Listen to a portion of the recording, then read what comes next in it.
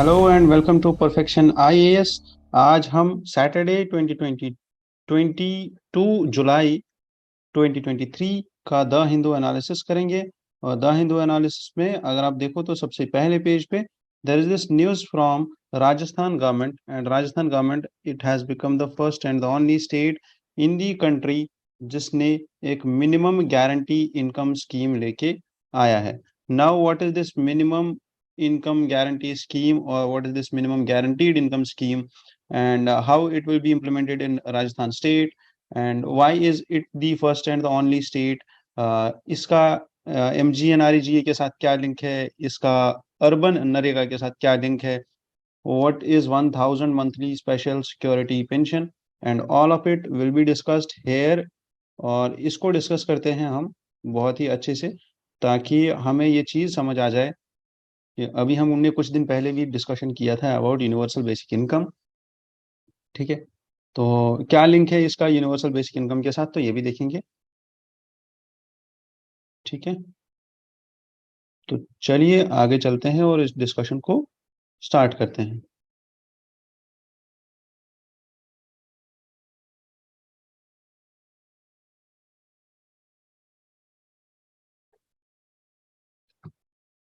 Now what is it? It is Rajasthan government's minimum guarantee income bill. तो it's minimum income guarantee bill 2023। अब ये bill क्या करेगी? This bill aims to provide entitlement based, keywords को याद रखना है, it's entitlement based social security, it's not need based. ठीक है, social security to support the individuals and households with an additional income and a guaranteed income in the form of wages और social security pension. तो जो ये social security दे रहा है, it can be either wages through employment और it can B pension. ठीक है ना, ताकि एक मिनिमम इनकम आए और इंसान अपनी बेसिक नीड्स को फुलफिल कर पाए। अब जो ये मिनिमम गारंटी बिल है, मिनिमम गारंटीड इनकम बिल है, इसके प्रोविजंस को देखते हैं कि क्या बोला है, इसके प्रोविजंस में क्या लिखा गया है। First thing is that all the families, जितने भी पॉइंट्स हम यहाँ पे डिस्कस करेंगे सारे के सारे इंपॉर्टेंट होंगे। All families of the state are guaranteed employment of 125 days per year। ठीक है, प्लस जो एज्ड लोग होंगे, जो डिसेबल होंगे, जो विडोज होंगी, और जो सिंगल वुमेन होगा, सिंगल वुमेन जितनी भी होंगी, इन सब को वल्नरेबल ग्रुप्स या इन सब को डिसएडवांटेज ग्रुप्स बोलते हैं। तो इनके लिए 1000 रुपये का पेंशन पर मंथ दे दिया जाएगा। Importantly, this pension will be increased at a rate of 15% per year, 15% yearly increase in pension। Done, यहाँ तक ठीक है। ये दो प्रोविजन है इसके, तो एक तो यहाँ से वेजेस देगा और एक यहाँ से पेंशन देगा। अब इसके साथ साथ और क्या देखना है, और ये देखना है कि bill has provided us 3 categories. ठीक है, bill has provided 3 categories। what are these 3 broad categories? First is a right to minimum guaranteed income, second is a right to minimum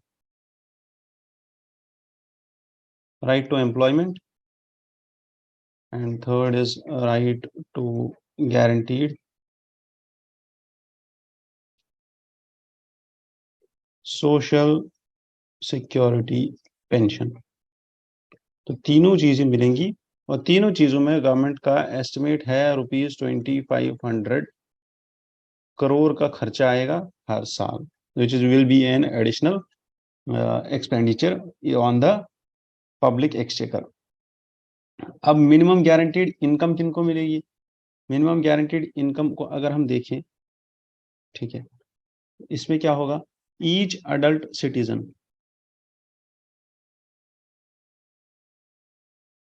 of the state, adult citizen of state, ठीक है, has been guaranteed a minimum income of 125 days a year through, पहला होगा इसमें programme चलेगा जिसका नाम होगा इंदिरा गांधी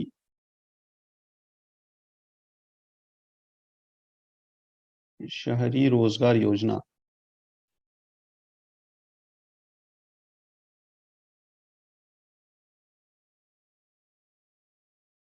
ठीक है, ये किस लिए होगा? ये अर्बन एरियाज के लिए होगी scheme.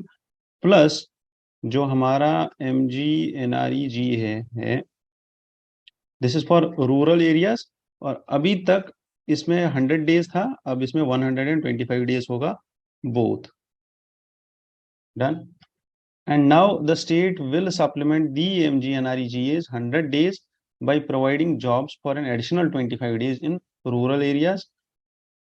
The next, the government will also provide the eligible categories with a minimum pension of 1000 rupees. अगर इसमें भी कोई आता है तो then comes the right to guaranteed employment. अब right to guaranteed employment में क्या है? That the right to employment states that post the work in urban or rural employment schemes, the minimum wage should be paid weekly or in any case not later than a fortnight. तो minimum employment में क्या है? या तो weekly पे जो wages बनेंगे, जो लेबर बनेगा वो पे होगा, या फिर 14 डेज का मैक्सिमम टाइम पीरियड होगा जिसमें इस लेबर को पेमेंट हो जाएगा। And the state will designate a program officer who will not be less than a BDO in the rural areas and who will not be less than an executive officer of the local body in urban areas to implement the act. तो act को implement करने के लिए BDO होगा rural area के लिए, या फिर एग्जीक्यूटिव ऑफिसर होगा अर्बन एरियाज के लिए। If the program officer fails to provide employment within 15 days from the receipt of the application, the applicant shall be entitled to an unemployment allowance. ठीक है,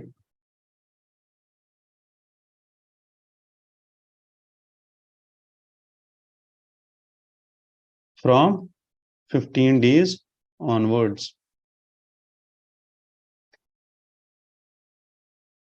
In any case not later than fortnight. ये हो गए दो। अब तीसरा आता है इसमें सोशल सिक्योरिटी पेंशन स्कीम। अब सोशल सिक्योरिटी पेंशन स्कीम में क्या है? एवरी पर्सन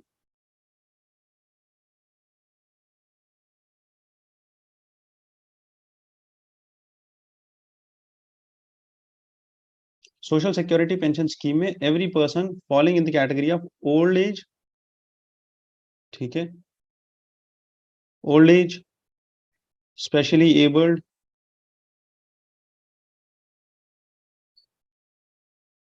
विडो या सिंगल वुमेन, ठीक, इन सबको पेंशन मिलेगा। And this pension it will increase over the base rate in 2 installments, 5% in July and 10% in January in each financial year starting from 2024 to 2025। तो कितना मिलेगा? 1000 रुपये तो स्टार्ट होगा, और उसके बाद हर साल 5% का इंक्रीमेंट होगा जुलाई में, और 10% का इंक्रीमेंट होगा जनवरी में।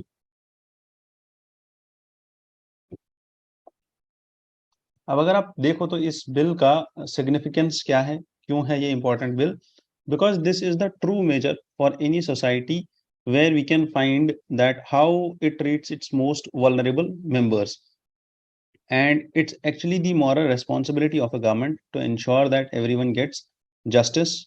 ठीक है, और जितना आप देख रहे हो इन्फ्लेशन का, ठीक है ना, तो इन्फ्लेशन का जितना भी हम देख रहे हैं, तो इन्फ्लेशन की वजह से भी ये सब चीजें हैं कि इन्फ्लेशन को टैकल करने के लिए the extra burden which inflation causes on to us, to everyone, that is somewhere affecting all of us, and that is affecting the vulnerable sections the most. और वहां पे ये चीज आती है that at that point we should be thinking about this thing, that the inequality and inflation, when we take together, है ना, inflation plus inequality, ठीक है, अगर इनको collectively लिया जाए तो the burdensome on the vulnerable sections is the most, ठीक है, उन पे सबसे ज्यादा बर्डन आता है, because already they are facing the brunts of inequality. Then on the top of that, they are facing the brunts of multidimensional inequality. After that, they have one more thing to tackle, that is inflation, and all of this is being added up by unemployment. तो there is a slight relief, अगर आप देखो तो इन तीनों चीजों से अगर थोड़ा सा रिलीफ अगर मिलेगा तो that will be through this minimum income guarantee. Done. So the bill contains many first in the country provisions, ठीक है, चाहे वो पेंशन हो चाहे वो एम्प्लॉयमेंट हो, ठीक है, तो that is why this bill is significant, और इसीलिए इस बिल का इतना महत्वपूर्ण है, ये बिल इतनी महत्वपूर्ण है कि मल्टीपल प्रोविजंस जितने भी इस बिल में हमने डिस्कस किए, they are somehow first in the country provisions. तो आगे बढ़ते हैं हम अपने डिस्कशन में। Now it comes the India Sri Lanka relationships, ठीक है, India Sri Lanka relationships, bilateral relations, और उसके बाद अगर आप देखो तो what has been the recent development is that the Prime Minister Narendra Modi and Sri Lankan President Wickremesinghe in New Delhi on Friday have had a chat with each other. Now the thing is ki PM Modi has raised this concern of the implementation of 13th Amendment and the provincial elections which are due in the island country. तो मोदी जी ने ये point highlight किया है that कि 13th amendment को implement किया जाए और प्रोविंशियल इलेक्शंस को भी तेजी से आगे बढ़ाया जाए, और provincial elections you should move forward with the provincial elections in Sri Lanka, ठीक है। Now India expects Sri Lanka to implement the 13th amendment, और ये 13th अमेंडमेंट क्यों जरूरी है, because this ensures life and of dignity and respect for the Tamilian population in Sri Lanka, and it has been around 200th anniversary of the Tamils arriving in the nation Sri Lanka. तो अगर आपको पता हो तो it was the colonial time period जब the Tamilians were moved from the mainland to Sri Lanka, whether it was labor or whether it was some slave trade or anything. So that is something which is secondary, or that is something which we will deal with while we are reading about the colonial history, while we are reading about the colonialism. What we will go through here is the particularly आज के visit में this meeting, इसमें outcomes क्या क्या आए हैं, plus Sri Lanka में 13th constitutional amendment का मतलब क्या है, इसका सिग्निफिकेंस क्या है, एंड अभी तक प्रोविंशियल इलेक्शंस क्यों नहीं हो रहे हैं और क्या रीजंस हैं। तो major move forward or major outcome of this visit has been discussed in page number 8. So we will directly jump to page number 8 first. उसके बाद we will see the other news. ठीक है, क्योंकि this is important. So MOU on Trincomalee is aimed. तो पहली चीज है कि MOU was signed, and this MOU talks about developing a port and its nearby areas as the regional hubs of industry, energy and including the renewable energy, ठीक है, industry and energy। तो ये तो दो चीजें हो गई, plus there is an agreement on digital transaction जिसमें हम Lanka pay and ECI international to facilitate the acceptance of UPI in Sri Lanka. तो UPI का जो एक्सेप्टेंस है that we have been talking about, और अभी अगर आपको याद हो और अगर आप सीरियसली फॉलो कर रहे हो तो आपको रुपी दिरहम याद होगा, that there is an MOU which was signed recently with the UAE president। और अगर आपको याद है तो आप इसको कमेंट सेक्शन में मेंशन करो आपने यहाँ वीडियो में, that when was this sign. ठीक है, रुपी दिरहम इंटरचेंज और the local currency settlement system. Then moving forward, PM Modi has also announced a package of 75 crores for the developmental projects of Tamil community in of Indian origin, and India is also ready to contribute for the additional developmental programs in northern and eastern parts of Sri Lanka, because the Tamilian community, they share a brotherhood with the southern states of India. So we should work together while recognizing each other's security and developmental needs. Then there is also one more thing which has been highlighted in the vision document which the two sides have adopted। और इस vision document में क्या बोला गया है कि we should enhance the maritime security, we should work on the energy level, dimensions, we should work on people to people connectivity, and PM Modi has announced that a passenger ferry service will be launched soon to connect the Tamil Nadu's Nagapattinam and Sri Lanka's Kanke Santurai and Tamil Nadu's Nagapattinam। So we have decided to fast track। अगर आपको याद होगा तो जैसे वो bus service चलती थी वाजपेयी जी के टाइम पे, ठीक है, वाजपेयी जी के टाइम पे there was bus service going to Pakistan, ठीक है, which was started at that time. And अगर आप याद होगा, आपको याद होगा तो this is something which is similar to that, ठीक है। बट हाँ, यहाँ पे बॉर्डर का इशू अलग है, वहां पे बॉर्डर का इशू अलग था। So now we have decided to fast track the work of connecting the electric grids of both the countries also। So these are the key points which came out of the current visit, which came out of the current deliberations। इसके बाद let's go through the 13th Constitutional Amendment Act। So in the recent development of with this Sri Lanka, in the recent developments with Sri Lanka, what has been the major outcome or what has been the major thing is that the implementation of 13th Amendment without police powers। The 13th Amendment focuses on power devolution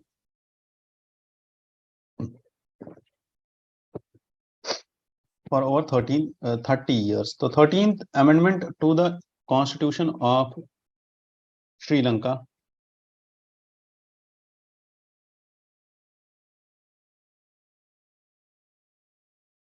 it was actually a result of the Indo-Lanka Accord जो sign हुआ था 1987 जुलाई, ठीक है। अब इस time पे ये accord sign हुआ था between prime minister Rajiv Gandhi and president Jayewardene of Sri Lanka। So this amendment aimed to address the ethnic conflict in Sri Lanka। ethnic conflict को एड्रेस करने के लिए, बिकॉज ethnic conflict क्या हो रहा था, because there was this ethnic conflict which turned into a civil war between the armed forces of LTTE, a militant group which was at that time advocating for Tamil self-determination and a separate state in Sri Lanka। ठीक है। Now the thing is कि 13th amendment जब enact हुआ तो this established a provincial government throughout the country। ठीक है,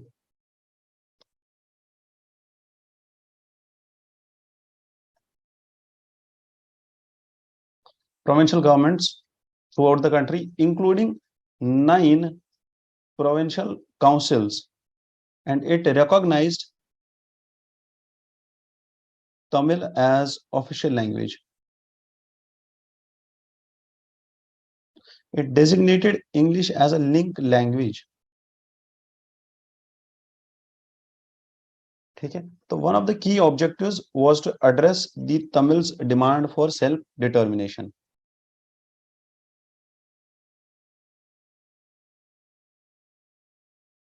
of this 13th constitutional amendment. तो self determination which had gained the momentum with this 1980s में जितना भी ये क्राइसिस चल रहा था, ठीक है, तो 1987 में अकॉर्ड साइन हुआ, 1987 का अकॉर्ड था, और उसके बाद ही 13th कॉन्स्टिट्यूशनल अमेंडमेंट आया। So the amendment outlined actually, इसके बाद क्या हुआ, it was actually a power sharing agreement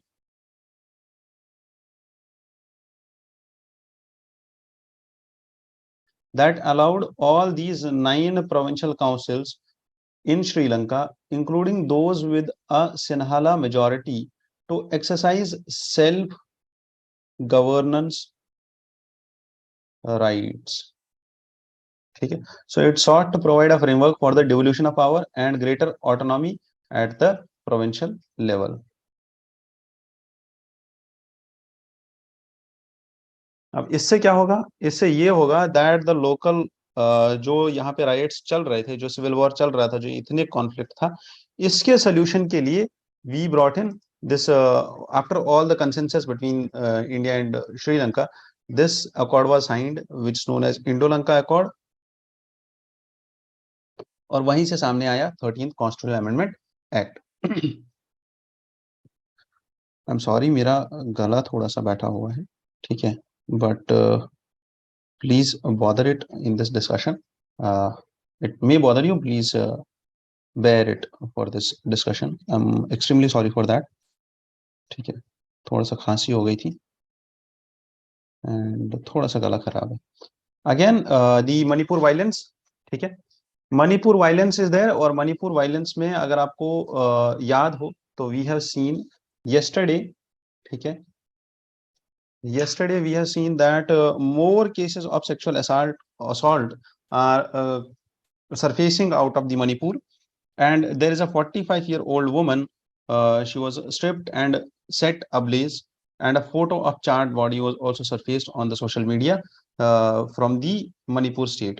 So we have been seeing that the violence is on a rise, और इसका कोई इसका जो भी solution है, that is all with the law and enforcement agencies, and currently it's being surveillanced by all the functions of are being fast tracked, and the Supreme Court, judiciary, and law and order agencies, and state government, and even opposition also has been stressing on to resolve the Manipur crisis. ठीक है,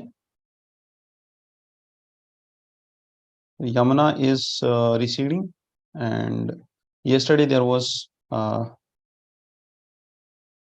increase which was sought in Yamuna also, which was witnessed in Yamuna. चलिए, तो next editorial is about this digital media intermediaries. Digital media intermediaries, the publisher platform imbalance needs fixing. This author, whose name is Vibodh Parthasarthi, he is associate professor at the Center for Cultural Media and Governance in the Jamia Millia Islamia University, New Delhi.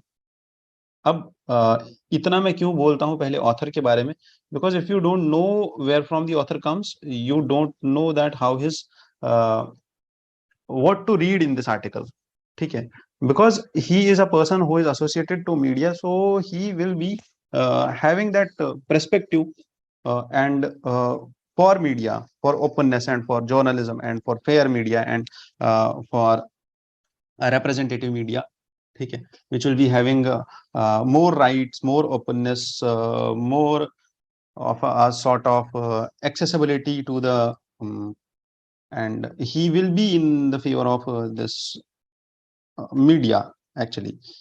Now the thing is कि जब भी आप ऐसे articles पढ़ो, ठीक है, the person coming from his field and writing articles, it's the best thing to read, है ना, but being a generalist in the administration, being a bureaucrat, or हम सब लोगों को ये ध्यान में रखना चाहिए that we are upcoming bureaucrats and we need to take things rationally. We need to consider the resources also. We need to consider each and everything which is relevant to the same, which is relevant to the issue.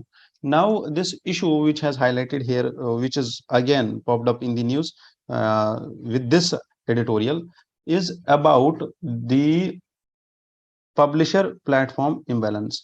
And Manipur जो violence है उसमें we will discuss it again at the last of this discussion that what's actually going on in Manipur, ताकि आपको वापस एक revision मिल जाए basics का. who are the communities, why are they fighting, what is the geography and demography of the state. Done. वो हम last में फिर से करेंगे, but first we will go to this digital intermediaries and how they are being controlled. तो अगर मैं आपको सिंपल शब्दों में समझाऊं इसको, तो इट इज सिंपली दैट, अगर आपको ये समझ आ जाए तो इट सिंपली गूगल और Bing, Yahoo, social media, WhatsApp, Facebook और एनी ऑफ दैट, इंस्टाग्राम. ठीक है, these are intermediaries and there is one more group of publishers. और ये पब्लिशर्स कौन है? ये न्यूज़पेपर पब्लिशर्स है, ये journal publishers हैं, ये मैगजीन पब्लिशर्स है, who are doing actually the journalism.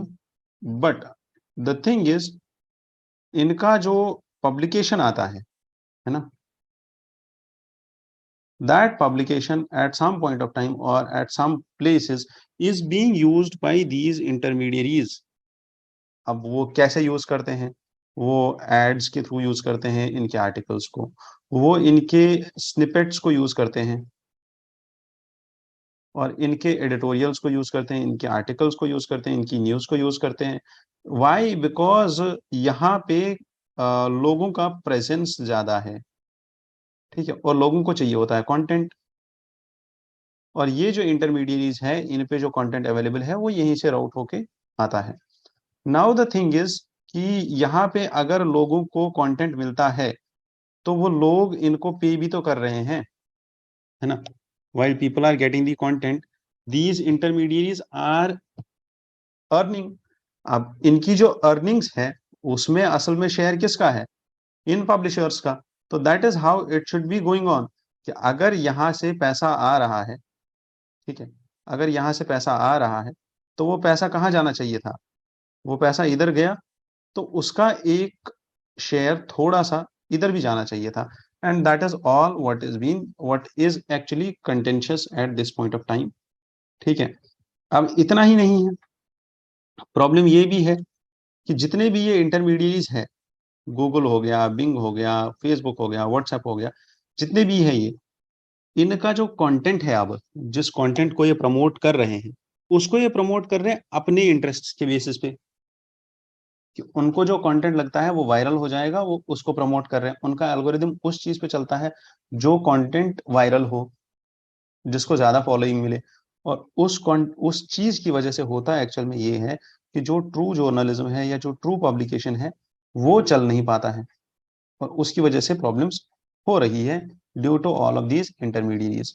So now this highlights a need to regulate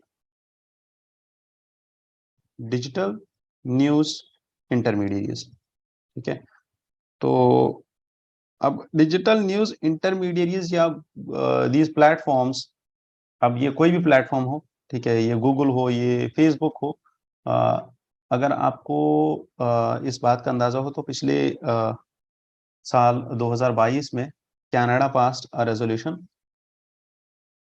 ठीक है, एक बिल आया था कैनेडियन पार्लियामेंट में, and it asked the internet platforms to pay the news publishers if they are using their content directly. You need to pay the intermediaries, the publications and the publishers if you are using their content. And this bill was there to regulate the news intermediaries, and it was expected to produce 4 outcomes. और अगर ये पैसा दे रहे हैं इनको तो इससे क्या होगा? सबसे पहले एक तो फेयरनेस आएगा बिजनेस में, कंपटीशन आएगा, ठीक है, सस्टेनेबिलिटी आएगी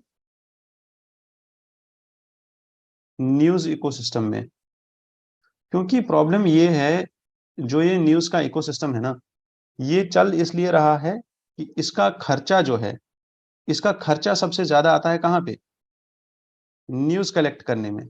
बट इसकी जो इनकम है, मतलब जो इसका एक्सपेंडिचर है, जो एक्सपेंडिचर है वो सबसे ज्यादा लगता है किसमें, न्यूज कलेक्ट करने में।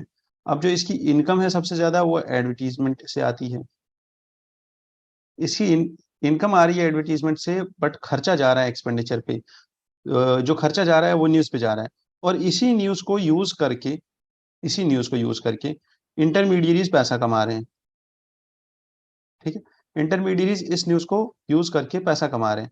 तो इसी न्यूज को अगर ये यूज कर रहे हैं, अगर ये इस कंटेंट को यूज कर रहे हैं, तो इनके पास भी एडवर्टीजमेंट आ जाएगा। बट ये एडवर्टीजमेंट और ये एडवर्टीजमेंट अलग अलग होगा। तो प्रॉब्लम ये होगा कि ये जो न्यूज इकोसिस्टम है ये फेल कर जाएगा, ठीक है।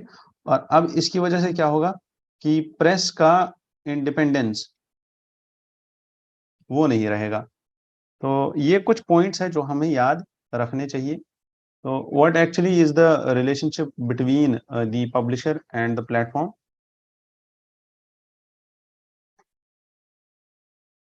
ठीक है, is actually that how the publisher can use the tools and strategies to better reach the audience. And Google and Facebook provide much of the traffic for a lot of traditional news publishers. Then this also is there that making money all over the world, the platforms are able to make much of the money from the arrangements, and the publishers have contended this thing very frequently that ये जो platforms है ये अपने algorithms को change करते हैं, और उस एल्गोरिदम की चेंज करने की वजह से रीडर्स का जो फ्लो है वो चेंज हो जाता है, ठीक है। और उसकी वजह से फिर प्रॉब्लम होता है किनको, पब्लिशर्स को। तो इंडिया में particularly digital news publishers association है, that is DNPA. So they last time asked the Competition Commission of India and asked for an investigation into Google, so that it will come out that how they actually are manipulating the news, or how they actually are manipulating their algorithms to make that news spread, or make that news viral, or actually benefit from that news, or actually what actually is the impact of all of this publisher platform relationship, or all of this algorithm change, or all of this promotion and measures which the platforms take, और उसकी वजह से कितना problem हो रहा है, उस चीज में इंक्वायरी के लिए competition commission has ordered investigations. ये 2022 की बात है, उस टाइम पे हुआ था। Now why is there actually a need to regulate these? Because India में अगर आप देखो, है ना, इंडिया में more than 800 million people are online, ठीक है। They are the India is currently the largest, मतलब internet enabled nation, and it will be the largest internet enabled nation in the, मतलब in the near future, ठीक है ना। so if we leave the social and digital media unregulated, this may pose a threat to India's rise as a trustworthy and responsible nation. तो इसलिए now the problem here is कि there is this legal battle which is going over the compensation, and this compensation has to be provided by these intermediaries जिनको मैंने बोला DNIs, to the content और the publishers worldwide. और ये हर जगह चल रहा है, ये Australia, UK, European Union, France, हर जगह चल रहा है। And author is now discussing about the same thing again. अब ऑथर क्या बोल रहे हैं? ऑथर बोल रहे हैं पहले कि प्रॉब्लम कहाँ आता है, दोनों चीजों में प्रॉब्लम कहाँ पे आता है। देखो प्रॉब्लम कहाँ पे आता है, प्रॉब्लम आता है, पहली चीज है the absence of fair valuation, that is the matter of compensation. कि जो आप न्यूज़ यूज़ कर रहे हो या जिस टेक्नोलॉजी प्लेटफ़ॉर्म और पब्लिशर के बीच में जो रिलेशनशिप है, वो एक दूसरे का जो कंटेंट है उसको फेयरली वैल्यू नहीं करते हैं। अगर इन्होंने कोई न्यूज़ उठाया, ठीक है, किसी प्लेटफ़ॉर्म से और फिर गूगल ने उसको उठा के प्रमोट कर दिया, है ना? नाउ प्रमोट करने के बाद Google is not Fairlie valuing that news. अब ये न्यूज़ अगर मणिपुर की है और ये न्यूज़ वायरल हो गई और गूगल को इससे ज़्यादा प्रॉफ़िट हो गया, तो ये जो पब्लिशर है, ये ही will come to the contention कि नहीं, इस न्यूज़ का वैल्यू ज़्यादा था और गूगल बोलेगा नहीं, वैल्यू तो कम था, and that's all what actually it is. ठीक है ना? तो यहाँ पे एक दिक्कत ये आती है। दूसरी दिक्कत ये आती है, that is the enumerative accountability. What do we mean by enumerative accountability का मतलब क्या है? इन्यूमरेटिव अकाउंटेबिलिटी का मतलब ये है कि देयर इज़ द ट्रांसपेरेंसी जो नहीं है वहाँ पे। क्यों नहीं है ट्रांसपेरेंसी? बिकॉज़ जो पब्लिशर है ना?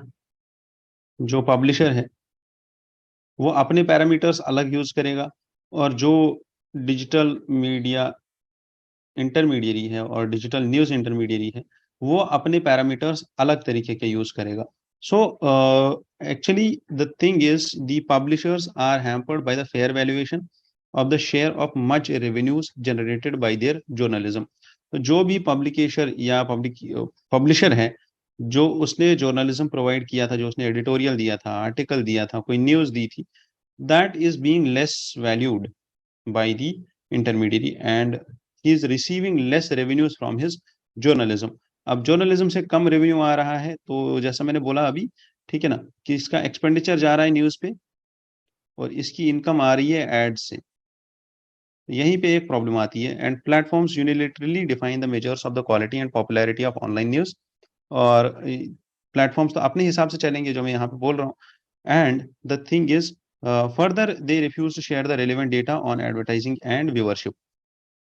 अब ये जो पब्लिशर है ना, इसका खर्चा गया न्यूज़ पे, ऐड से आया पैसा, बट यहीं पे ये जो डीएनआई वाला है, इसके साथ भी क्या हो रहा है?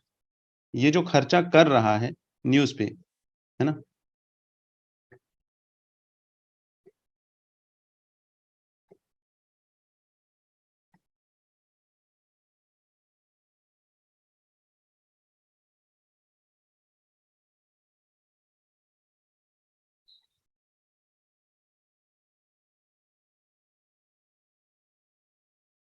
हाँ, ये जो पब्लिशर है या ये जो डीएनआई है, ये जो खर्चा कर रहा है न्यूज़ पे, है ना?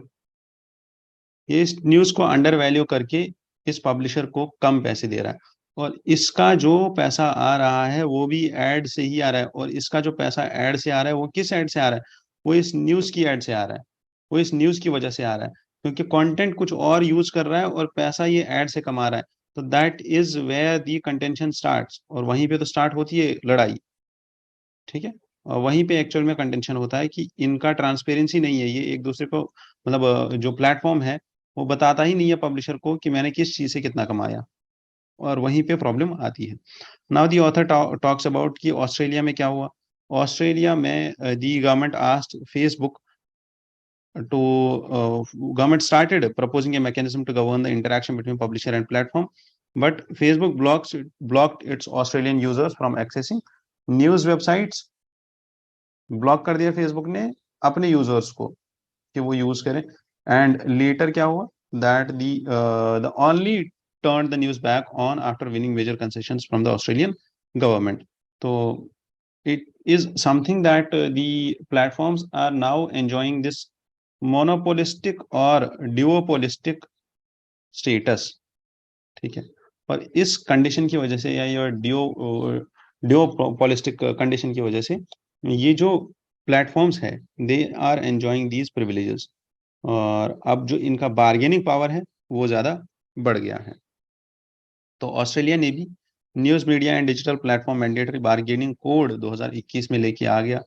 कनाडा में भी there is online news act which warranted fair compensation for the publishers, but author here highlights the Digital News Publishers Association and the competition commission, जो हमने अभी डिस्कस किया था, that there should be an investigation into the Google, competition commission ने जो बोला था. And this accused the Google of unfairly valuing their digital advertising share and not remunerating the publishers for the snippets which Google was using. अब यहाँ पे तो ये हो गया, अभी तक हमारे पास कोई लॉ नहीं है. तो सो ऑथर टॉक्स अबाउट कि जो डिजिटल इंडिया बिल आने वाला है ना, तो उसमें थोड़ा सा हम कर सकते हैं, that we should bring in this provision of publisher compensation or the platform to pay the compensation to the publisher. And then he talks about the Indian Newspaper Society, which filed a similar plea. That is, this highlighted that Google's search results are not being based on the relevance of the news content, है ना, but actually on the base of algorithm कि कौन सा news या कौन सा content ऐसा हो जिसको गूगल प्रमोट करेगा, so that Google gets more views, not actually what is relevant to what has been searched, है ना. So the report of the Standing Committee of Finance in 2022 on the anti-competitive practices by the big tech companies echoed the concerns of DNA and INS. तो इन दो तीन चीजों का हमें reference देना है. यही दो तीन पॉइंट्स है जो हमारे लिए इंपॉर्टेंट है. बाकी जितना भी यहाँ पे था, this was all about understanding what the actual concept is, where are the problems. Australia और कनाडा का एग्जांपल हम लिख सकते हैं अपने आंसर में. And at the last these three points have to be talked about, ठीक है, अपने आंसर में. और इन पॉइंट्स का आप एक ये बनाओगे, नोट बनाओगे. And be the good guys और be the good students, notes बनाना जरूरी है. ठीक है, जो ये बताए कि नोट्स बनाना जरूरी नहीं है वो गलत बोल रहा है. ठीक है.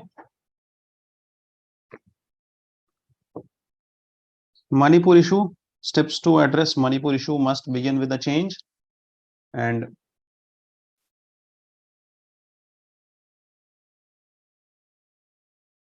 मणिपुर इशू में क्या सीन हुआ है अभी, this editorial is talking about this heinous crime which surfaced yesterday over the internet, and steps towards reconciliation would require much better leadership than what the much touted double engine. So the author is talking about BJP led this government, and he is talking about that how the home minister वहां गए, उनके visit के बाद भी इतनी hostilities बढ़ी and all of that. And this editorial is particularly focusing on the politics. ठीक है, तो but I want you to revise with me जितने भी बेसिक पॉइंट्स हैं मणिपुर वायलेंस को लेके. ठीक है, तो Manipur being a state with high ethnic population, है ना, मणिपुर में अगर आप तो मणिपुर इम्फाल वैली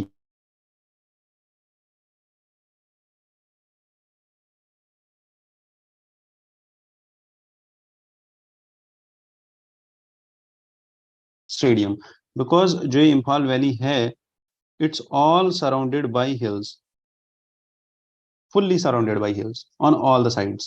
ठीक है, so the valley which comprises about 10% of the Manipur's land mass, this is only 10%. जैसे स्टेडियम में नहीं होता, ठीक है, ये फुटबॉल ग्राउंड हो गया और ये सारे इतना सारा एरिया जो है स्टेडियम है और लोग ऊंचे ऊंचे जगहों पे बैठे हुए हैं और लोग यहाँ पे खेल रहे हैं. ठीक है, it's similarly that. So the valley comprises around 10% of the land mass which is dominated by non tribal Meiteis. ठीक है, तो यहाँ पे कौन है, Metis, and Metis are not tribals, they are non-tribals. These Metis account for total 64% of the population, and 64% of the population is in 10% of the geographical area. अब आप खुद समझो कि कितना वेरिएशन है. एंड दिस यील्ड्स ये मेटी community, this yields around 40 out of 60 state MLAs, है ना. इनकी पॉपुलेशन ज्यादा है तो इनका रिप्रेजेंटेशन पॉपुलेशन की बेसिस पे होगा. हाउएवर इन्होंने ज्योग्राफिकल एरिया कम ले रखा है, 10% है. तो नाउ द प्रॉब्लम क्या है, प्रॉब्लम यहाँ पे ये है कि हिल्स जो है, ठीक है, जो हिल पॉपुलेशन है, hills constitute 90% of the geographical area, ठीक है। हिल्स में अराउंड 35% जितना भी पॉपुलेशन यहाँ पे है, दे आर ट्राइबल्स, ठीक है। और इनके पास ओनली 20% ऑफ एमएलएज हैं इन द 20 एमएलएज हैं इन द लेजिस्लेटिव असेंबली। अब प्रॉब्लम क्या है, that this Meitei community which is a Hindu community and it's dominated, अब मेटी कम्युनिटी में there are Hindus and Muslims, तो पॉपुलेशन वाइज भी ये मेजॉरिटी है, और स्टेट लेजिस्लेटिव असेंबली में भी इनका मेजॉरिटी है, पॉलिटिकल रिप्रेजेंटेशन भी है। द प्रॉब्लम हियर इज कि जो ये मेटीज हैं, they are demanding what, they are demanding the ST status, ठीक है। और एसटी स्टेटस डिमांड कर रहे हैं, तो वो केस चला गया कहाँ पे, हाई कोर्ट में। और मणिपुर हाई कोर्ट ने क्या बोला, मणिपुर हाई कोर्ट ने इस केस में बोला that the state should pursue a 10-year old recommendation, और 10-year old recommendation to grant ST status to non tribal Meitei community, ठीक है। हाई कोर्ट ने इसको अप्रूव कर दिया कि हाँ ठीक है, आप कंसिडर करो इसको, that you should grant them a tribal status, ST status दे दिया जाए। बट इनको अगर एसटी स्टेटस मिल गया, तो जहां जहां पे रिजर्वेशन था इन लोगों के लिए जिनका पॉलिटिकल रिप्रेजेंटेशन नहीं है, ठीक है, जो ट्राइबल एरियाज में एक्चुअल में रहते हैं, ये तो फिर भी वैली में रहते हैं जहाँ पे इंफ्रास्ट्रक्चर भी अच्छा है, सब कुछ ठीक है, बट प्रॉब्लम ये है कि इनका क्या होगा। तो यहाँ पे जो इनके अप्रीहेंशंस थे, वो स्टार्ट हो गए that all tribal student union Manipur जो था, एटीएसयूएम, they started this tribal solidarity rally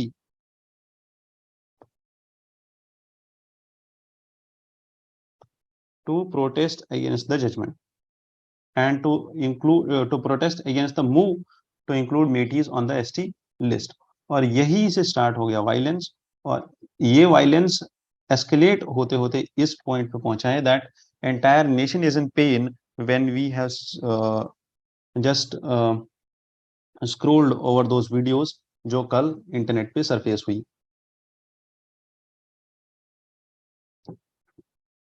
ठीक है। तो that is actually the basics of this Manipur violence, कहाँ से ये स्टार्ट हो रहा है, क्या रीजन है इसका, ठीक है। तो आगे बढ़ते हैं।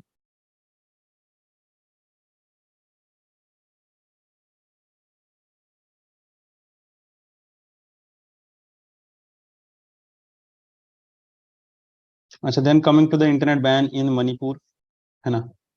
तो this editorial was not that much जहाँ पे हम डिस्कस कर सकते थे, ठीक है, that what internet ban and what all about it, because it's highly focused on Manipur only, ठीक है ना, कि वहाँ पे क्या हुआ, कैसे हुआ, कितने वहाँ पे इंटरनेट कनेक्शंस है, कब क्या ऑर्डर आया, the internet shutdown in Manipur and all.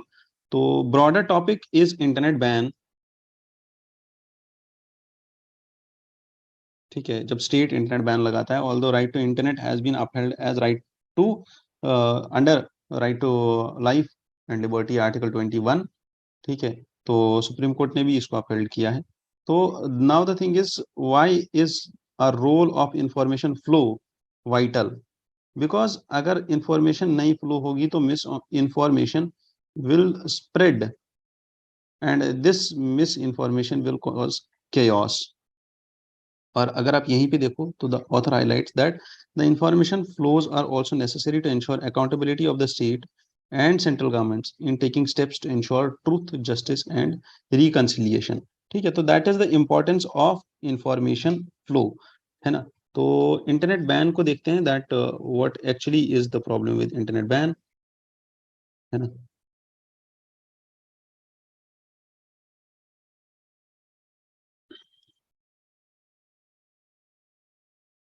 Internet ban, शाबाश। तो ऐसे ही करना है ना, बहुत ही सही तरीके में हमें छोटे छोटे नोट्स बनाने हैं और उनको अपने आंसर में यूज करना है।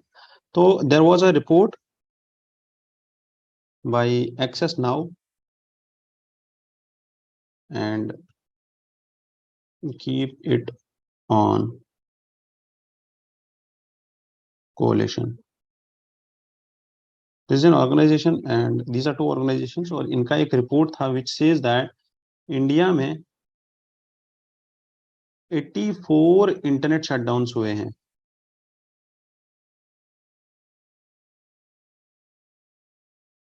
in 2022.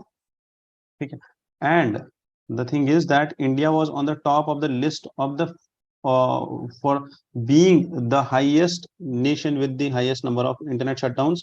उसमें India was on the top of that list for the 5th year in a row. ठीक है, so it's actually the documented evidence of internet shutdowns in a year. ठीक है, तो अगर आप देखो तो India is the worst perpetrator of internet shutdowns, ये इस रिपोर्ट के हाइलाइट्स हैं. But the problem here is global level पे अराउंड 187 इंटरनेट शटडाउन्स हुए हैं 35 कंट्रीज में इन 2022, है ना. 187 internet shutdowns in 35 countries in 2022. So the problem here is 33 countries out of these 35 are repeat offenders and they are doing this again and again. अब इसमें आप Ukraine ले लो, आप ईरान ले लो, आप म्यांमार ले लो. ठीक है, तो by the end of 2022 Tigray, Ethiopia have faced a 2-year full communication blackout. India में भी there are states like Jammu and Kashmir जहां पे 2022 में 49 इंटरनेट शटडाउन्स हुए. Rajasthan imposed internet shutdown on 12 different occasions. West Bengal also ordered shutdown 7 times. तो ये सब problems हैं विद द इंटरनेट शटडाउन. और इंटरनेट शटडाउन में होता क्या है? Internet shutdown means actually to wipe out the online communication. ठीक है, तो मैंने यहाँ पे ज्यादा डेटा क्यों नहीं लिखा, जितना भी मैं डिस्कस कर रहा हूँ, चाहे वो जम्मू एंड कश्मीर का हो, राजस्थान का हो, वेस्ट बंगाल का हो, वो इंडिया का हो, वो हमारे नेशन स्टेट का हो, या नेबरिंग स्टेट का हो, तो उतना ज्यादा डेटा हमें जरूरत नहीं है अपने आंसर के लिए. ठीक है, तो ये हमारा ग्लोबल लेवल हो गया और ये हमारा इंडिया लेवल हो गया. इतना 2 डेटा हमें याद रह जाए, इतना काफी है, इससे ज्यादा हमें याद रहेगा भी नहीं. ठीक है ना, तो इसको थोड़ा सा याद रखना जरूरी है. Then what is actually internet shutdown? It's wiping out the online communication. Communication को रोक दिया. Then sometimes why is it provided to cover violence, crime, making contact for support becomes hard to do. So impact क्या होता है इसका? Internet shutdown का impact क्या होता है? There are economic losses, there are social disruptions. जैसे हमने कल देखा मणिपुर में the social disruption. There are political consequences, that is control of information, dissent information, है ना, ये सब चीजें खराब हो जाती है. Education faces a setback. ठीक है ना, क्योंकि पढ़ाई नहीं हो पा रही है, लोग बंद हो जाते हैं, उसके बाद स्कूल्स बंद हो जाते हैं, या जो भी ऑनलाइन रिसोर्सेज है वो सारा मटेरियल खत्म हो जाता है. Then there are health implications also, because internet is currently a critical tool. And किसी भी एरिया में जब इंटरनेट बंद होता है, ठीक है ना, तो अगर आपने ये चीज ऑब्जर्व किया हो और आप बहुत ही दूर एरिया से हो, रूरल एरिया से हो, और आपने इस चीज को ऑब्जर्व किया है that actually there are internet bans and how much they impact. तो so psychologically they do impact. ठीक है, क्योंकि अगर आपको किसी चीज की आदत लग गई है, कॉन्टिन्यूसली आप डेली उस चीज को यूज कर रहे हो, तो एक दिन अचानक से बंद हो जाए तो इंसान को थोड़ा सा होता है प्रॉब्लम. ठीक है, तो इन इंडिया में how the internet shutdown is governed is the internet shutdown orders जो होते हैं, they are governed under the temporary suspension of telecom services, that is public emergency or public safety rules 2017 and under India or Indian Telegraph Act of 1885. Done. तो ये 2 चीजें हैं जहां पे हमें इंटरनेट शटडाउन को रेगुलेट किया जाता है, plus there came rules in 2017 जिनका नाम है 2017 rules for temporary shutdown of telecom services in a region based on the ground of public emergency. अगर लग जाए कहीं पे तो वहां पे कर सकते हैं। और यहाँ पे कौन होता है? There is a senior bureaucrat जो यहाँ पे ऑर्डर दे सकता है इसका, but he should be from the home ministry. ठीक है, होम मिनिस्ट्री का कोई senior bureaucrat can order the internet shutdown at central and state level, has the power to order the internet shutdowns. तो 1885 Act, Indian Telegraphs Act 1885 empowers the central government to regulate various types of telecom services, including the internet services and grant license for the internet services. अब इसमें एक चीज important है, that is Anuradha basin, जो इस editorial में भी है। ठीक है, versus union of India case 2020। अब ये केस क्या था? इस केस में supreme court ruled that an indefinite suspension, क्या? Indefinite suspension of internet services would be illegal under Indian laws and that the orders of internet shutdown must satisfy। और internet shutdown अगर आपको करना ही है तो दो कंडीशंस सेटिस्फाई होनी चाहिए। One is the test of necessity and the test of proportionality. तो ये दो चीजें कि कितना जरूरी है और किस प्रपोर्शन में जरूरी है, that is something which has to be taken care अगर आप ऑर्डर दे रहे हो इंटरनेट शटडाउन का। तो इसके बाद union government made some amendments and issued the 2017 rules. जो ये subsequently the union government had made some amendments to the 2017 rules in November 2020। और इसके बाद नवंबर 2020 में कुछ अमेंडमेंट्स हुई।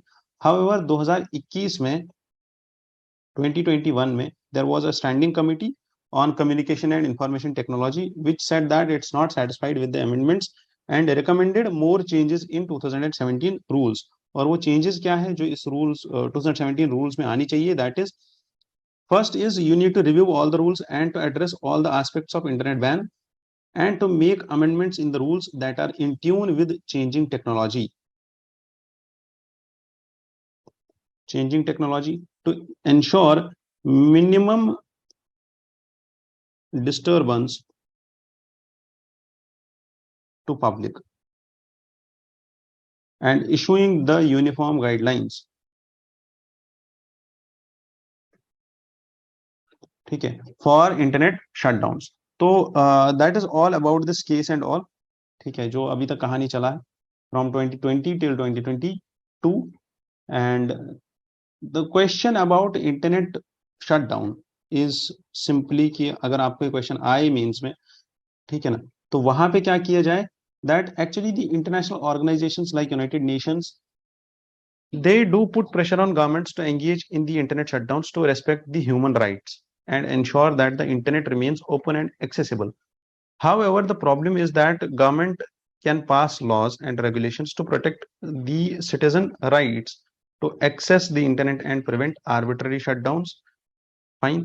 So the thing is, there is a case of United Nations plus human rights organizations, है ना, जो बोलती है कि इंटरनेट का राइट कभी भी वायलेट नहीं होना चाहिए। Right to access internet, it should not be violated. However government के पास भी ऐसा है कि government has to protect the rights of the citizens, plus it also has to check that arbitrary shutdown ना हो, है ना, जो मैक्सिमम लेवल तक रेजिस्टेंस हो पाए वहां तक हो जाए और उसके बाद प्रॉब्लम्स, उसके बाद अगर the emergency, the public emergency is asking for the internet shutdown, that should be the last resort, है ना।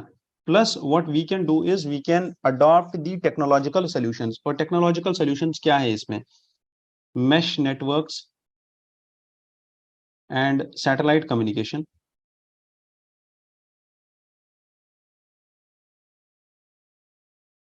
these type of technological interventions can be done to provide an alternate means of internet access when the internet is actually shut down।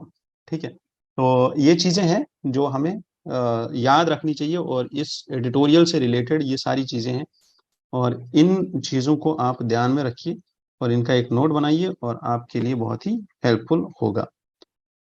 Who is this Teesta Stalwart? She's a journalist and she's working for Indian Civil Rights, and she is the Secretary of Citizens for Justice and Peace. And this organization, जो है, this was set up and she is working on the cases of Gujarat riot case। ठीक है, she runs this organization। This organization is a non-profit organization। ठीक है ना, it's a non-profit organization and it was formed aftermath the 2002 violence, that is the Gujarat riot case। और अभी अगर आपको याद होगा तो there came some judgments about this case, है ना, कुछ लोगों को रिहा कर दिया गया, कुछ लोगों को के नाम हटा दिए गए वहां से, like they were proven, it was proven in the court of law that they are not guilty, उनकी चार्जेस रिमूव कर दिए गए, and all of it, and nothing much important in this article, but yes, who is this lady, Teesta सेटालवॉर्ड?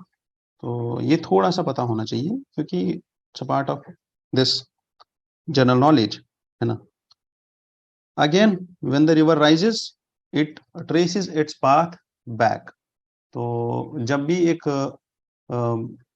Water flow या जब भी एक water body अपना area और अपना कैचमेंट एरिया को रिक्लेम करती है, it takes all what it had earlier. ठीक है, जितना इसके पास पहले था उतना इसके पास अभी वापस ये मांग लेता है ना। तो वही चीज है कि एटलीस्ट हमें ये पता होना चाहिए that what actually is happening, है ना। तो नाउ द थिंग इज कि अगर आप इस एडिटोरियल को पढ़ो तो this editorial is a case study in the beginning. अगर आप देखो तो जैसे हम ऐसे स्टार्ट करते हैं, ठीक है, this is an anecdote about a family and a girl whose name is राखी कुमारी। तो ऐसे भी हम अपना ऐसे स्टार्ट कर सकते हैं, है ना, कि how she is going and checking that Yamuna का पानी कितना ऊपर आ गया, कितना ऊपर आ गया, because she is living in nearby jhuggi. तो द प्रॉब्लम हियर इज कि हमें थोड़ा सा इस चीज को समझना चाहिए, और थोड़ा सा इस चीज को समझ के हमें ये पता करना चाहिए कि इस एडिटोरियल से हमारे लिए कितने पॉइंट्स इंपॉर्टेंट हैं, ताकि हमें इतना समझ आ जाए कि हमें क्या पूछा जा सकता है एग्जाम में यूपीएससी से रिलेटेड। तो पर्टिकुलरली अभी जो रेनफॉल हुआ था दिल्ली में 24 आवर रेनफॉल, जिसके बाद लेवल राइज हुआ, वो रेनफॉल की वजह से नहीं हुआ था दिल्ली वाली रेनफॉल, बिकॉज दिल्ली वाला जो पानी है, दिल्ली में जो बारिश गिरेगी वो नीचे चली जाएगी। एक्चुअल द स्पाइट और the spate in Yamuna was due to the rainfall which was there in Himachal Pradesh. तो ऊपर बारिश होगी, वहां पानी गिरेगा, तो यहाँ तक नदी में पानी ऊपर आ जाएगा। There were multiple other causes also जो इन फ्लड्स के पीछे थे, वो चीजें हम देखेंगे। The geographical cause is first this, and the second geographical cause is that northwest India has experienced 59% excess rainfall। क्यों? क्योंकि वेस्टर्न डिस्टर्बेंसेस थे, and there was this extra tropical storm which was originating in central Asia, जिसकी वजह से ये हुआ। Plus the excess rainfall was has resulted into flooding, water lodging and loss of property। Done, ये तो simple चीज है जो हमें समझ आ गई। The western disturbances over the western Himalayas, है ना, plus the cyclonic circulation over the northwest plains and the excess of monsoon through Indo-Gangetic plains are the three reasons, and this creates a giant belt of low pressure located in the east-west direction from northwest Rajasthan till the Bay of Bengal, और इसकी वजह से हुआ है excess rainfall। तो this is the prime cause। इसको बिल्कुल याद रखना है, एकदम सटीक तरीके में याद रखना है, ठीक है। फिर जब ऐसा पैराग्राफ आएगा तो फिर बोलोगे कि अच्छा इसकी वजह से रेनफॉल कहाँ होगा, अच्छा यूपी में होगा, तो फिर पता चलेगा, ठीक है। तो because this is something which is application based, और ये काम आ जाएगा आपके, because with the experience of this exam I can tell you that what is actually important, है ना। हम एनसीईआरटी में पढ़ेंगे monsoon and all, western disturbances भी पढ़ लेंगे हम, ट्रॉपिकल, सब ट्रॉपिकल, हम हर एक और एक्स्ट्रा ट्रॉपिकल साइक्लोन्स भी पढ़ेंगे, है ना, हर एक चीज पढ़ेंगे, साइक्लोनिक सर्कुलेशन भी पढ़ेंगे, साइक्लोन का आई पढ़ेंगे, everything we will read. But this is something जहाँ पे हमें कॉन्शियस रहना चाहिए और जहाँ पे हमें पॉइंट्स गैदर करने चाहिए, विच आर एडिशनल पॉइंट्स। ठीक है, तो encroachment on the flood plains after 1978 floods in Delhi in 2014, NGT committee observed that the unfortunate was this decision that had not been followed and maximum distance between the two embankments of the river was less than 2 kilometers. तो river embankment 1978 में बोला गया था कि 5 kilometres का होना चाहिए, या उससे भी कम होना चाहिए, minimum should be around 600 meters, but यहाँ पे अगर आप देखो तो maximum was around 2 kilometers distance. So this is something which is technical in nature, not important for us. What is more important for us is this landmark judgment by Manoj Mishra, a former Indian Forest Service officer, in which it says that NGT formed this revitalization plan, जिसका नाम था मैली से निर्मल Yamuna revitalization plan in 2017 to clean Yamuna and restore its floodplains. However, this judgment warned of grave environmental disasters. ठीक है ना? So the NGT constituted a principal committee to identify all the existing structures in the floodplains and recommended which of them ought to be demolished. तो ये committee हमारे लिए important हो जाती है ताकि हम इसको डायरेक्ट अपने आंसर में यूज कर सकें, है ना। और प्रॉब्लम्स कहाँ कहाँ पे है, देयर आर सम, एंक्रोचमेंट तो है ही, लोग एंक्रोच कर रहे हैं, बट उसके साथ साथ there are some developmental works which is a part of illegal encroachment, चाहे वो अक्षरधाम टेम्पल हो, कॉमनवेल्थ गेम्स का विलेज हो, यमुना बैंक का मेट्रो स्टेशन हो, या दिल्ली सेक्रेटरीट की बिल्डिंग हो, these are built on the Yamuna flood plains. उसके साथ साथ डीडीए का जो मास्टर प्लान है, जो डिवाइड करता है फ्लड प्लेन्स को into zone O1 and O2, वो उसमें भी थोड़ी सी टेक्निकलिटीज हैं, तो not to be considered by us. तो इसमें सिंपल हम लिखेंगे, इसका जो पॉइंट होगा that the demarcation plan of DDA, बस इतना लिखना काफी है। Then there is one more problem, that is the political debate between Haryana and Delhi. तो अगर आप देखो तो Okhla barrage which comes under the Haryana government, और यहाँ पे Delhi government has raised this issue की हरियाणा गवर्नमेंट ने 5 जो गेट्स हैं of this barrage, they were stuck, 32 में से 5 were stuck. However, the Haryana government has again it has replied that no, the like required number of gates have been opened. तो अब वही problem है that in the two governments or in the two political parties, the actual जो Brunt है वो किसको face करना पड़ता है, that is the local public, जिसको फेस करना पड़ता है। ठीक है, तो these political tussles should not come and should not these political these political leaders should not let these tussles to become a cause of disaster. ठीक है, and there should be consensus more than this. Now the point here is the golden hour which is vital for brain strokes, है ना। Brain stroke क्या होता है, ठीक है, actually the blood clots आपके ब्रेन में, और वो क्लॉट होने के बाद आपका जो ब्लड फ्लो है, वो सर्कुलेशन है ब्रेन में, वो रुक जाता है, और उसकी वजह से पैरालिसिस होता है, और वो स्ट्रोक आने के बाद इंसान को एक अगर आप देखो तो this is FAST, that is the face, arm, speech and time to call for help. This is something like actual में कुछ सिम्टम्स आते हैं, like stiffness in the neck, headache होता है, स्पीच स्लर होता है, या आर्म वीकनेस, इम्बैलेंस्ड वॉक।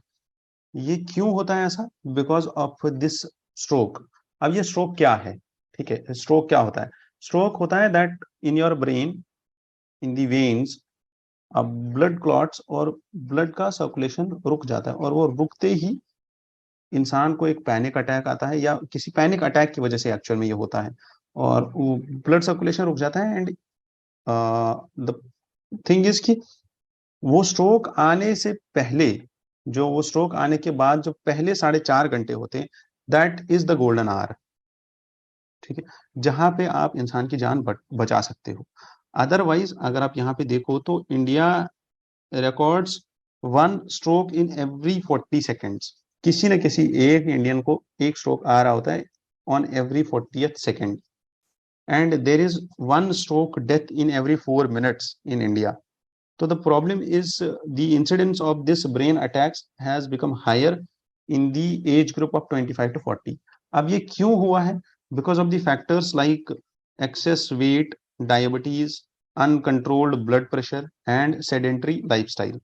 एक जगह सुबह से शाम तक बैठे हुए हैं, कोई एक्सरसाइज नहीं, कोई फूड हैबिट्स में चेंज नहीं, वही खाना खा रहे हैं जो कचरे जैसा खाना है, वही खा रहे हैं जो फास्ट फूड है, जिसका कोई न्यूट्रिशनल वैल्यू नहीं है, कोई सब्जियों पे फोकस नहीं है, तो ये सब चीजें। तो now sitting is the new smoking, है ना, and sitting kills more than any other lifestyle habit. अब इसी चीज की वजह से होता ये है कि ब्लड सर्कुलेशन नहीं हो पा रहा है, और ब्लड सर्कुलेशन नहीं होता है तो that is the prime cause of this stroke. And इतना बड़ा मेनेस है ये स्ट्रोक, और इतना ज्यादा सीवियर प्रॉब्लम है ये स्ट्रोक। तो अब इस टाइम पे हमें करना क्या चाहिए, दैट जब भी आपको ऐसा लगे कि ये वाले सिम्टम्स किसी के आ रहे हैं, जो आपके पास है, जो कहीं पे भी है, तो these are the warning symptoms of the brain attack, and at that time you should act immediately। और आपको करना क्या है उसी टाइम पे, you should see that whether face, arm and speech is in synchronization। अगर किसी भी इंसान का ये लग रहा है कि फेस में कोई एबनॉर्मल सी आ रही है, और कोई हाथ है जो वो हिला नहीं पा रहा है, हाथ को मूवमेंट नहीं कर पा रहा है, या वो बोल नहीं पा रहा है, and that is the time when you should call for help. And this approach has to be there at the priority, जब भी आपको ऐसा लगे, है ना। तो people should not ignore the symptoms of facial asymmetry, inability to raise the hands and speak a few simple words. तो यहाँ पे आपको थोड़ा सा कॉन्शियस रहना है ना। ये एक वेबिनार था कावेरी हॉस्पिटल का, और इस चीज को देखना जरूरी है। Done, moving ahead. And there is a portal which was launched to ban the e cigarettes, and इस पोर्टल का नाम क्या है? The portal is www.violationreporting.in। तो why is it there? क्योंकि ई सिगरेट्स पे इंडिया में बैन लग चुका है, and they are banned in India, है ना। And e cigarettes however are continuously being sold to on e-commerce sites even to the children below 18 years of age। तो ये चीजें नहीं होनी चाहिए, and if they are banned and they are banned, तो इसको थोड़ा सा मतलब ध्यान से देखने की जरूरत है। तो what are e-cigarettes actually? E-cigarette is a nicotine delivery system, है ना, या जिसको बोलते हैं हम ends, and it is electronic nicotine delivery system. Therefore अगर आप देखो तो ई सिगरेट्स में क्या क्या आता है, एक तो ये एंड्स आएगा, plus heat not burn products, there is e hookah and other devices, ठीक है, this all composes e cigarettes. अब इसमें प्रॉब्लम क्या है, e cigarettes they actually they are battery powered, है ना, and they turn the liquid into the aerosol, और उसको इनहिबिट किया जाता है, इनहेल किया जाता है। एंड दीज ई सिगरेट्स का जो लिक्विड होता है ना, जैसे एक नॉर्मल सिगरेट में निकोटीन होता है या तंबाकू होता है, इसके लिक्विड में there is nicotine, there is propylene glycol, there is glycerin, and there are flavors, then and other chemicals which are there in this e-cigarette. But the problem with this e-cigarette is that the nicotine which is there, it's an addictive product, addiction ho gaya, it's a hazard for youth, adults and pregnant women. A number of metals including lead, chromium, nickel and the chemicals like formaldehyde have been found in the aerosols of some ends, ठीक है। तो इसमें problematic ये है कि इसमें formaldehyde होता है। ये फॉर्मल्डिहाइड ना फिशेस को प्रिजर्व करने के लिए यूज होता है ना। लेड, क्रोमियम, निकल। तो अब जो ये प्रॉब्लम्स करेंगे, इन सब केमिकल्स के होने की वजह से क्या होगा, इन सब से होगा ये कि ट्यूमर प्रमोटर्स हैं ये, है ना, एमसीक्यू आएगा। ट्यूमर प्रमोटर्स है ये, तो they cause tumours and they cause cancers, है ना। और उससे फिर स्टार्ट होती है बाकी बीमारी। तो these products are not registered as nicotine replacement therapy products in India. Fine. तो इसीलिए इस पे बैन लगा था। However there are some arguments against the ban कि टोटल प्रोहिबिशन नहीं होना चाहिए, रेगुलेशन होना चाहिए, इसको सिन गुड डिक्लेयर करो, it can be a high source of revenue and they are comparatively, अगर आप नॉर्मल सिगरेट्स देखो तो उनके मुकाबले में दे आर लेस कार्सिनोजेनिक, है ना, but there are other chemicals involve into it. तो एक्चुअली अगर आप देखो तो there are 21 deaths in the past 3 months in the US due to vaping only. ठीक है। तो this vaping is a menace. और अब अगर ये बैन हो गया है तो now the recent development is that there is this portal which is there for reporting the violation of this ban। Portal को याद रख लेना थोड़ा सा। Yeah, that's it, I guess। This is all what we have in this news। ठीक है। We are done here। I wish you luck and I wish you all the best from Perfection IAS। If you have any doubts, you can call me on this number। My name is SK। And if you have any issues relating to answer writing or MCQ solving, you require personal mentorship for UPSC exams or any other state PCS exam, okay, any state PCS exam, you require personal mentorship for that। You require to ask the doubts of current affairs or the static subjects, or you need to check your this source list, ठीक है, और the book source. You need to check your strategy. अगर आपको अपनी strategy बनानी है, strategy development करना है, या आपने स्ट्रैटेजी बना रखी है उसको चेक कराना है, तो come and just dial this number and ask my name and we will help you in that case। ठीक है। हर एक चीज पे आपकी हेल्प की जाएगी एंड आपको बहुत ही अच्छे तरीके से गाइड किया जाएगा, है ना, एट दी परफेक्शन आईएएस।